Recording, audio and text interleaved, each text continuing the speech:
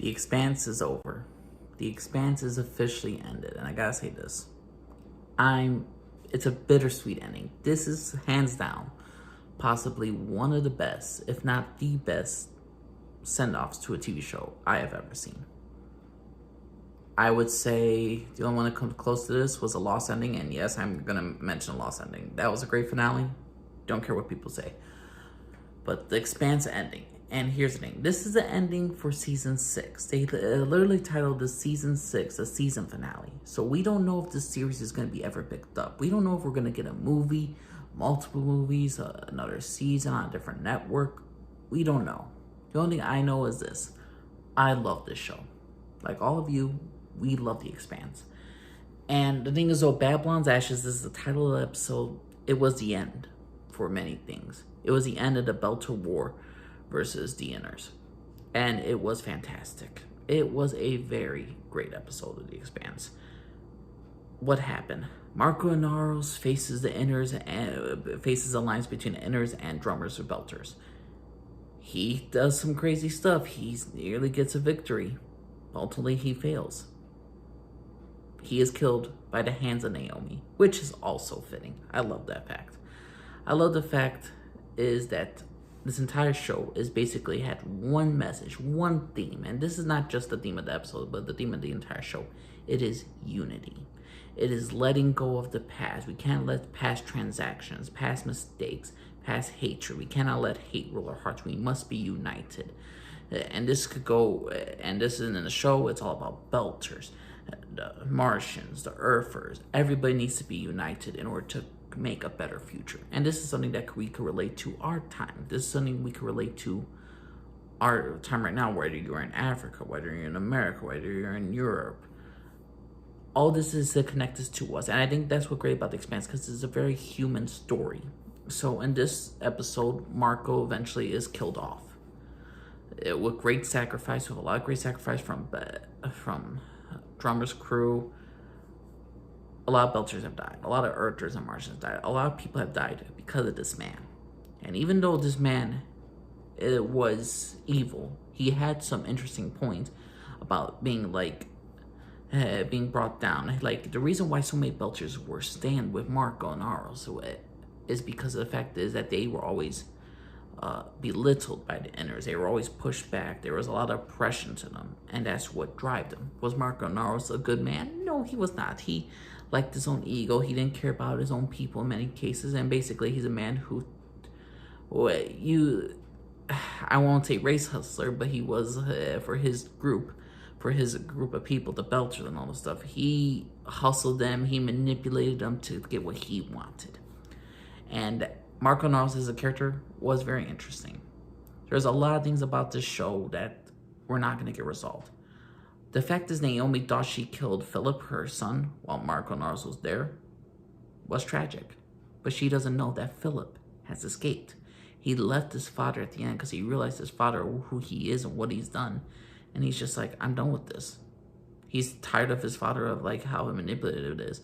And I love the last shot of Marco Naros where he's just looking at the end, and he's looking at the audience, and he's just like, in a way, I'm wondering if he's looking down to where Philip is, and he just sees an empty seat. I wonder if that case, that is just some excellent writing.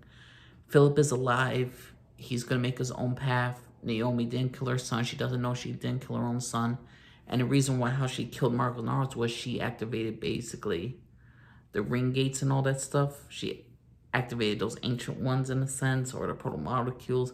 Basically, there's a whole bunch of sci-fi lore in this show that I could never truly explain. And speaking of the sci-fi lore about the ring gates, you know how we always got in the last season, season 5, where, you know, the Martians, they went through the freaking, they went through the rings, and then, you know, something looked like something that was happening with their ship. It turns out all those scenes that we're seeing about this little girl on this planet, she's interacting with these special creatures on this planet, and when they fix things, they fix things that are broken. They fixed her dead brother, who apparently is filled with the whole proto-molecule stuff. So it brings back dead life. And what we think is this planet is actually a ship, and is actually the Mars ship that went through. And apparently the people that Marco Naros made alliance with, they said to him, You were a nice distraction for us, but right now we're trying to kill. I believe they said that we're going to try to kill God. So we all know that there's something big afoot, and there's something so much more into this universe that we could expand so much more. That's why I don't believe this is a series finale. That's why I think this is a great season finale. I would say season 6 is one of the better seasons of The Expanse. I would put this over season 1, over season 5. I'm not yet over. I don't think it's over season 4 in my opinion, but I think this is a very good season, and it had one of the best episodes of the entire franchise.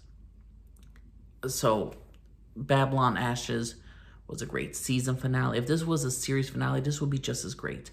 The characters, the storylines made sense.